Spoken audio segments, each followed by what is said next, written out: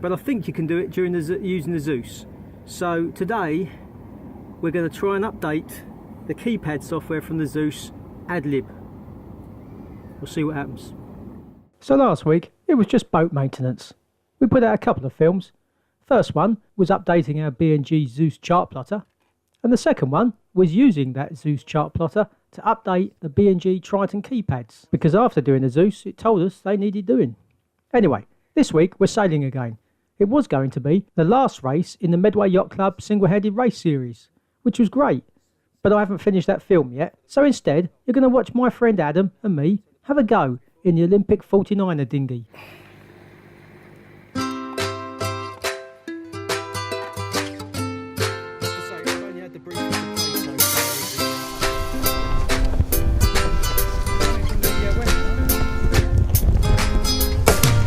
Well, hello. Today, Elizabeth's very kindly gone to a friend's house, and Ian and Adam are going to try their 49er out for the first time. I'm in rescue boat. Yay! I've actually got to remember how to start the outboard. I bought the oars. It's only about a force 1 to 2, so perfect conditions, hopefully.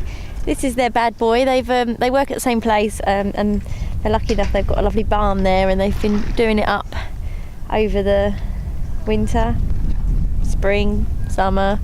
They're quite excited about it, and this is it, because Ian and I used to actually sail a 29er all the way up until I was 2.5 months pregnant, when we thought maybe we should stop catapulting me off the trapeze wire with a baby and me. So yeah, 49 a time, but I'm far too small. So he's got Adam. Here we go. This is it.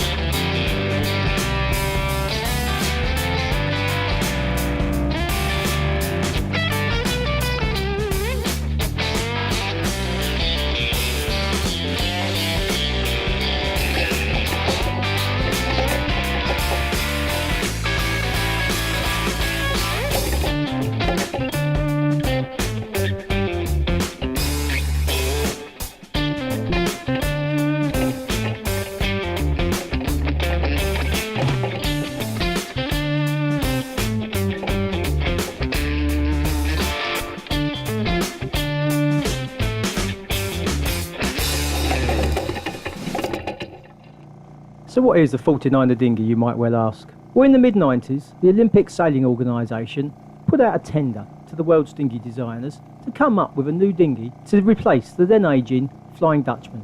The world had woken up to the performance you could get from an asymmetric. The Aussie 18-foot skiffs had been showing us all for years, but there were designs coming along like the Topper ISO and the Laser 4000 that showed that even your average clubman could have fun with an asymmetric. So I think they wanted to raise the Olympic sailing image. So at the trials in the mid-90s, various boats were put forward. There was, of course, a Flying Dutchman with an asymmetric fitted. There were also boats like the Laser 5000 that would itself go on to make quite a splash on the sailing scene. Amongst these many designs was the 49er. and at these trials it was pretty universally regarded as the best boat, and went on to become the performance two-man sailing dinghy for the 2000 Olympics, and still is today. It was designed by Julian Braithwaite, himself a very well regarded 18-foot skiff sailor, and the son of Frank Braithwaite, a universally well regarded designer and meteorologist who wrote the book High Performance Sailing, and this is my well thumbed copy. Anyway, since those 2000 Olympics, let's face it, over 25 years ago, the world of sailing has moved on a long way. We now have hydrofoils, and there's boats sailing at 4 or 5 times the speed of the wind. But do you know what? If you don't have hydrofoils, and you want a two-man dinghy, there still really isn't much that can live with a 49er for just outright speed around the course.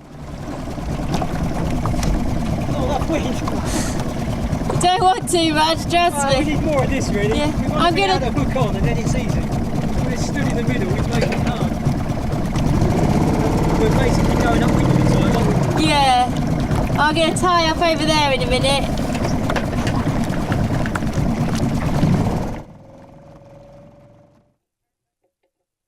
So just why is it so quick? Well, there's a lot of reasons, and I'm sure the designers out there could give a much better explanation than me, but I'm going to just pick on one point. Sail area. Most popular dinghy that most people have heard of around the world is a laser. It's a single-handed dinghy, nothing flash, and it's got 7 square metres of sail. It, of course, is an Olympic class as well. Okay, we're going upwind now.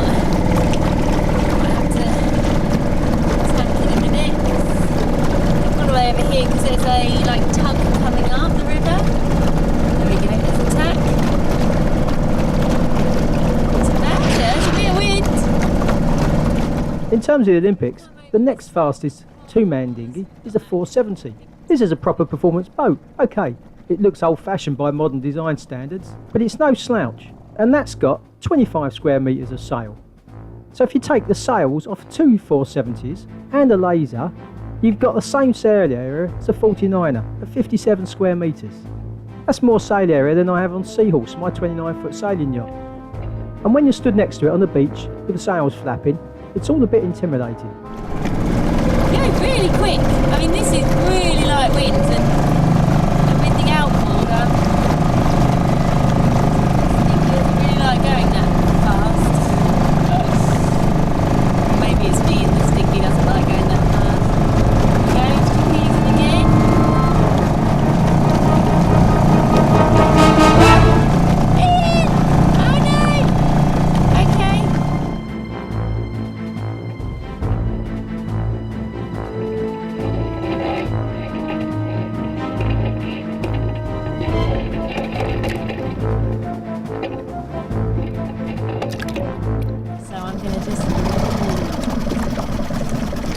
Starting to come.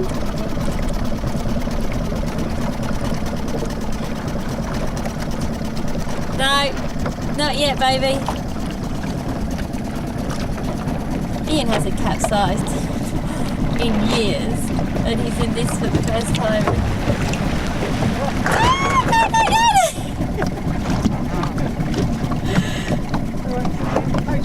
This is our new touch on in the way.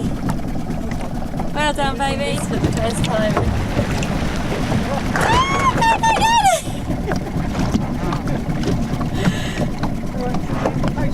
This is our new touch on in the way.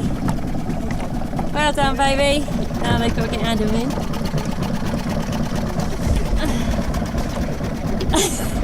All I can see is a hand.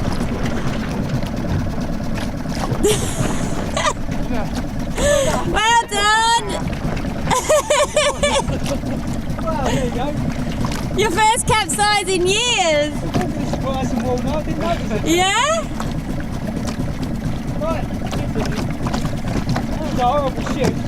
It was horrible, it was that boat, I think. Is it this way? I'm perfectly in control. Yeah, you were, but you weren't. No, I mean, I'm joking. I haven't got much control of this outboard either. Oh, blimey. Oh. Oh, have you? Husband and wife crash.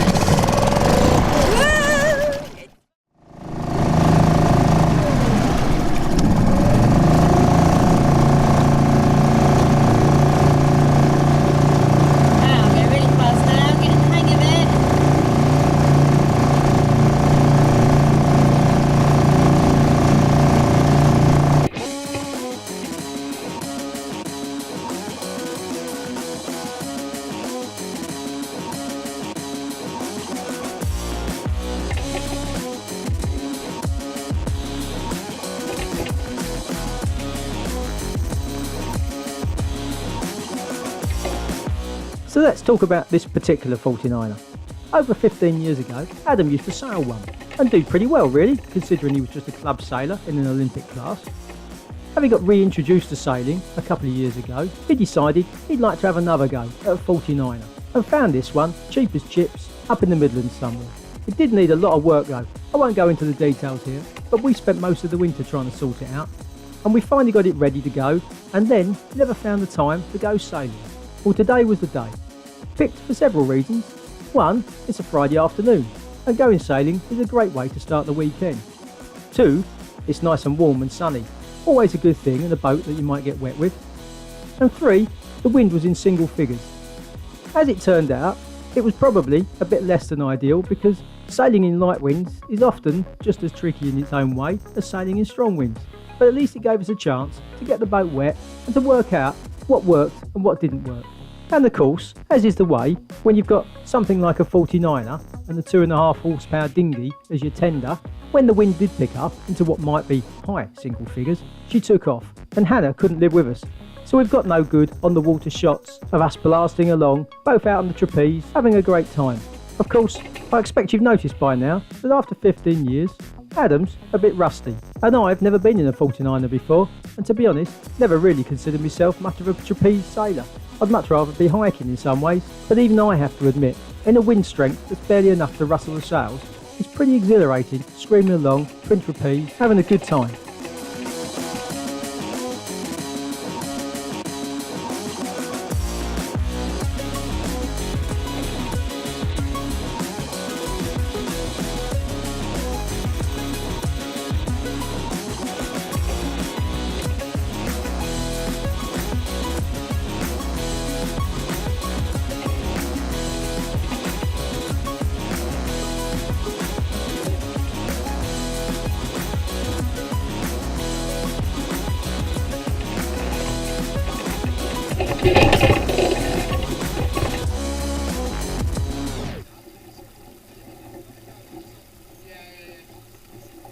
So finally, a big thank you to Adam. Normally, you look at the helm as the man in charge, but to be honest, he stuck me on the helm because that's where I could do the least damage. And without his help, we wouldn't have even got it off the beach, let alone got it round our imaginary course. So thanks very much, Adam. It was a great sail. Been out for about an hour. They did actually get to do twin wiring with the kite up down there, but they were just so quick I couldn't catch them in my little dinghy, so I missed the best bit of footage. But they both got out on the wire, which they're really pleased with. Ian's now seemed quite happy. He used to have a Musto skiff, so he's used to helming and trapezing at the same time. Well, used to. That was 9 years ago when Izzy was in my tummy. So there we go. Let's just get them back safely now.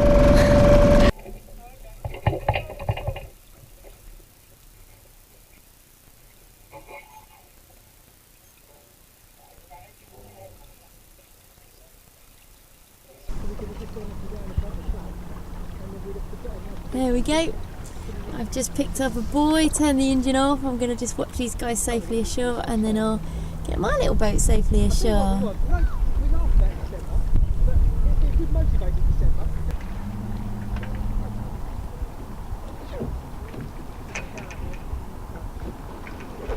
There we are, safely ashore.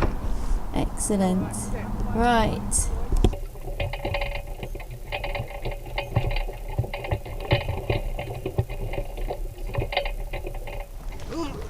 That's just no. It's the catch. It's all in the catch. There we go. That's what it needs. De-rigging, debriefing. I'm going to leave them to it and go home. All yours. How long will Ian stay playing? Just a half a hole.